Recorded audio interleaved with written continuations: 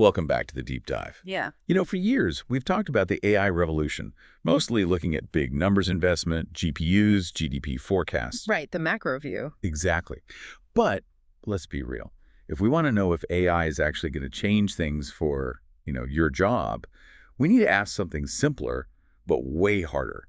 Can an AI do the skilled work you get paid for right now? And that's pretty much our mission today. We're getting into GDPval. It's a new benchmark from OpenAI, and it's quite different. How so? Well, crucially, this isn't like another SAT for AIs or some logic puzzle. It's built to test these top models on actual economically valuable tasks, real-world stuff.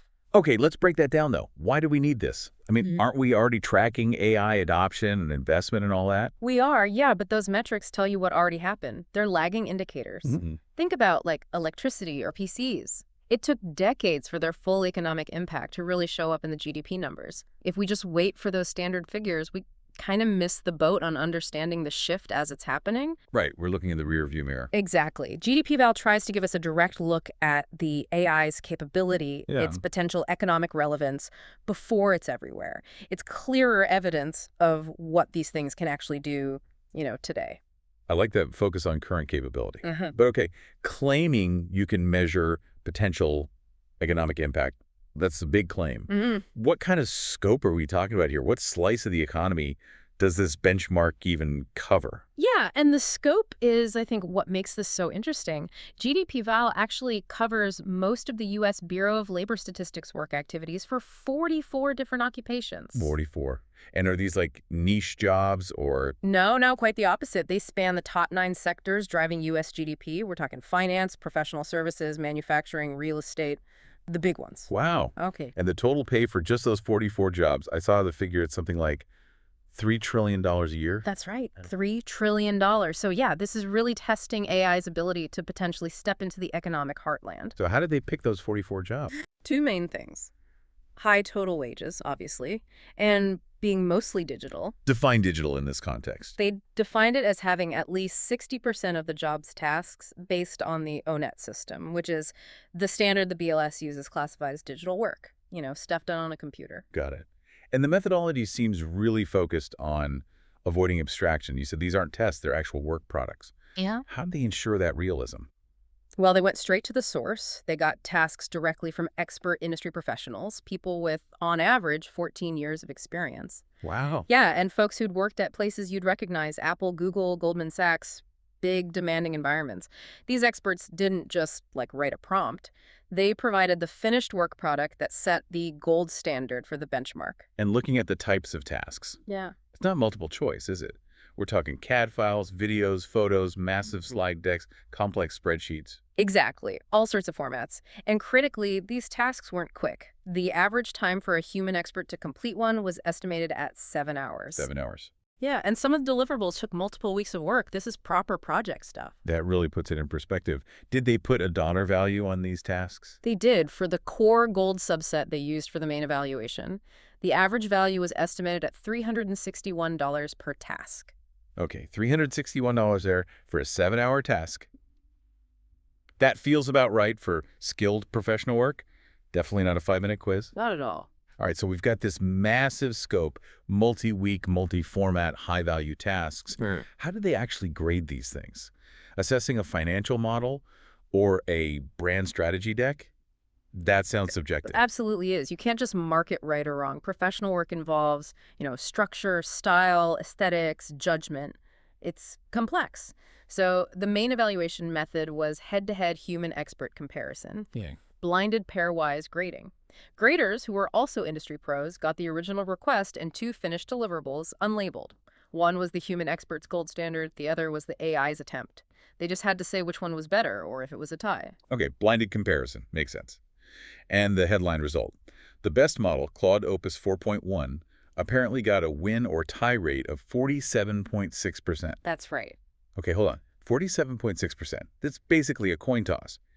If a high-value task that costs, say, $361 fails slightly more often than it succeeds, doesn't that just prove these models are still way too unreliable for autonomous work? Like, you'd need a human checking every single time. That's a really critical point. And yes, it absolutely confirms that full autonomy, for now, is Well, it's not there yet. Definitely premature. Right. However, the thing that's really striking is the rate of improvement they observed. Ah. Frontier model performance seems to be improving roughly linearly over time, so they're closing that gap pretty fast, approaching parity with the experts in terms of quality. So maybe not autonomous employees yet, but potentially very useful assistants. Exactly. Even if they're not winning outright all the time, being that close means they can already offer significant help, speed things up, provide a first draft. Okay, that makes sense.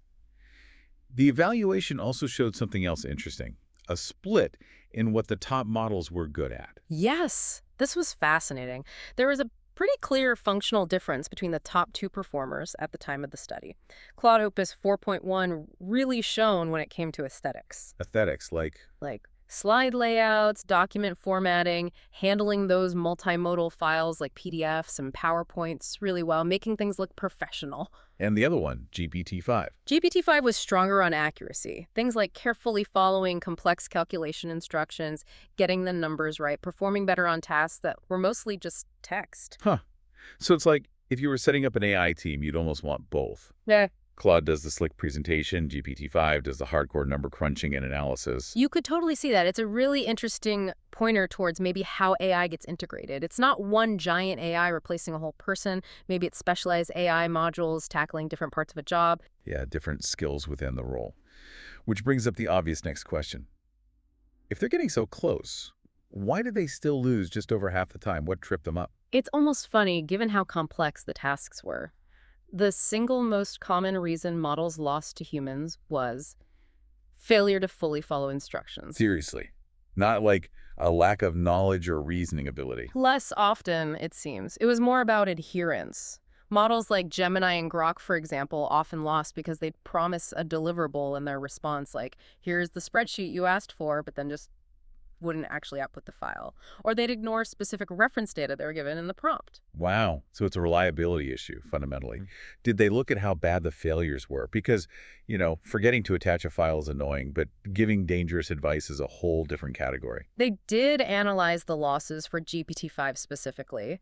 Most failures were classed as acceptable but subpar, meaning the output was usable maybe, but just not up to the expert standard. Correct. But about 29% of its losses were rated as bad or catastrophic. Catastrophic. Like what? That category was pretty rare, only about 3% of the total losses for GPT-5. But yeah, it included things like recommending something unethical or fraudulent, or in a simulated medical scenario, giving a completely wrong diagnosis. High-stakes errors. 3% catastrophic. Yeah. That's still concerning, obviously, but maybe lower than I might have guessed for tasks this complex. It does sort of reinforce your point about them being useful assistants, provided there's that human review layer. Precisely. Which leads right into the practical side. Speed and cost. Did GDPval try to quantify the potential savings if you use AI as an assistant? They did. They ran some scenarios like, an expert tries using the model first, and if it's not good enough, they fix it themselves. To try then fix approach. Right. For GPT-5, which had that 39% win rate in their main test, they calculated a potential speed up of about 1.39 times faster. Okay, almost 40% faster. And a cost improvement factoring in compute cost versus human time of about 1.63 times cheaper compared to the expert just doing it all themselves from scratch. That sounds pretty good. But there's a catch, right? Yeah, the crucial caveat, as they noted. Those numbers shrink quite a bit when you properly account for the expert's time spent reviewing the AI output and making those necessary fixes. You're essentially trading some of your cognitive work for faster clock time, but the review itself takes effort. Right. It's not free time. Yeah. Makes sense. Okay, let's switch gears slightly. You mentioned instruction following and formatting were weak spots. Could they actually improve performance just by tweaking the prompts? With prompt engineering? Yeah. Absolutely. And this, for me, was maybe one of the most surprising findings, how much they could boost performance with fairly simple scaffolding. Scaffolding. Yeah, just adding clearer instructions in the prompt. They found performance got better, predictably, if they just told the models to use more reasoning effort, basically think harder, but also just adding basic prompt tuning made a big difference. Like what kind of tuning? Things like explicitly telling the agent, rigorously check your deliverables, use standard fonts like Noto Sans, avoid formatting errors by rendering files internally as images first to check them. So basically, telling the AI to do the basic quality control and admin tasks that a meticulous human assistant would do. Pretty much. And it worked. For GPT-5, those really bad formatting errors in PowerPoint files, think weird text boxes, overlapping elements, dropped from happening in 86% of relevant tasks down to 64%. That's a significant drop just from prompting. Yeah, and its overall win rate against humans went up by 5 percentage points just from that kind of scaffolding. Wow. It really shows that sometimes what looks like a fundamental capability gap, oh, the AI just can't format slides right, might actually be more of a scaffolding gap. We just haven't told it clearly enough what good looks like. That's fascinating. Okay, so what about the flip side? What happens when you remove that scaffolding? When you make the prompts more ambiguous, like real Office requests often are? They tested that too. They used under-contextualized prompts, shorter instructions that left out details, like exactly where to find specific data in the provided materials or didn't spell out all the formatting rules. You have the results. The models performed significantly worse. Much worse. Okay. So that confirms that navigating ambiguity, having to sort of figure out the hidden context or implicit expectations, the messy soft skill side of knowledge work, that's still a major hurdle.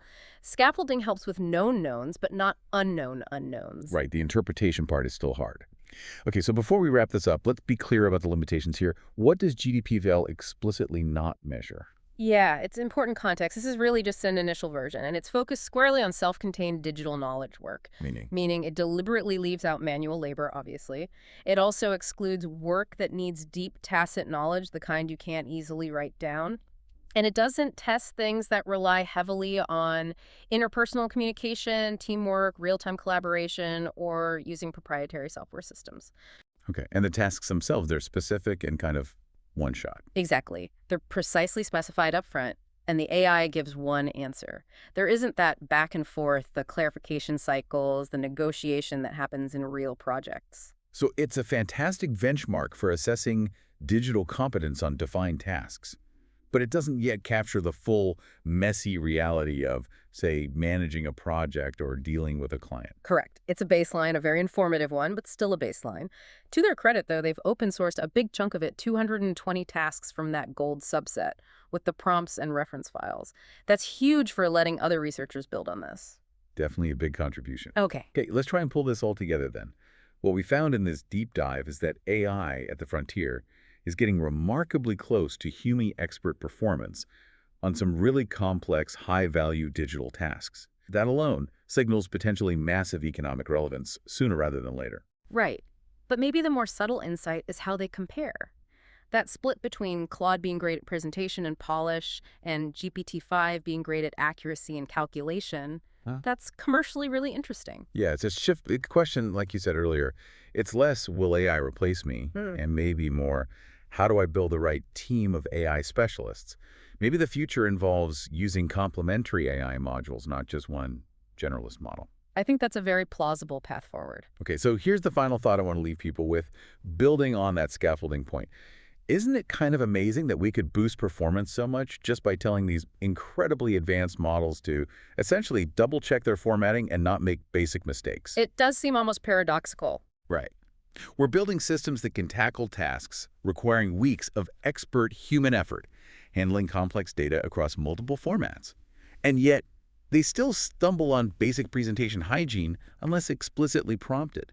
It makes you wonder, if the models are already this close to parity on the core task, maybe the real barrier to widespread autonomous deployment isn't raw intelligence or capability anymore. Maybe it's just implementing that final 5% of professional polish, that meticulous self-review and adherence to basic standards that we expect from any human professional. The last mile problem applied to knowledge work. Exactly. And if simple prompting can already close that gap significantly, how long until better scaffolding, or maybe the model's just learning these norms implicitly, eliminates the need for that constant human oversight entirely? Is that the real moat-protecting jobs right now, and is it shallower than we think? That gap between brilliance and basic, reliable execution. Yeah. Yeah, it feels like it's closing very, very quickly. Indeed. Well, this has been fascinating. Thanks for walking us through the GDPval benchmark today. My pleasure. It's definitely worth keeping an eye on. Absolutely.